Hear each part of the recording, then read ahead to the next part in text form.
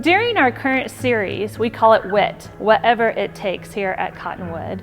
Children's Ministry wanted to guide our families to some resources that you can use in your home as you do family devos or conversations, and figure out what does it mean for us to live in that mindset, to do whatever it takes for the gospel.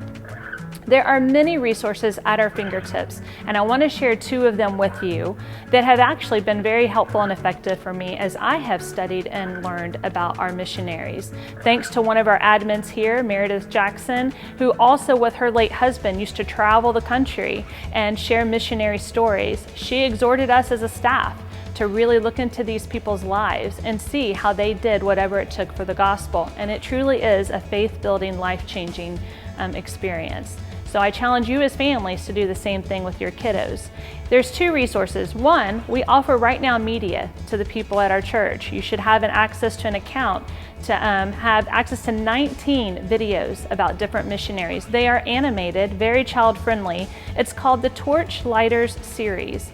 My son personally really enjoyed the George Mueller story, which is just one of those iconic missionaries of learning the significance of being grateful for every penny that is donated, all the way to praying in all things, no matter how desperate the circumstances.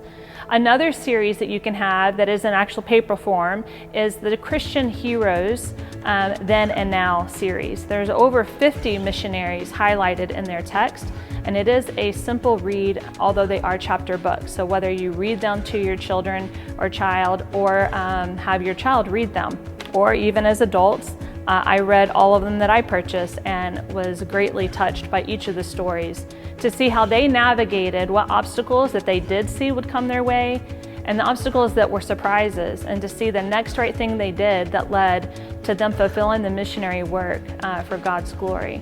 So challenge your families. Make this maybe your family devo for several weeks. Let your kiddos have conversations that how do we generalize what we see in these stories, all the way, some of them are back to the 1700s to more current. How do we generalize that to what we can be doing here today within our home and our communities and our schools to do whatever it takes for the gospel?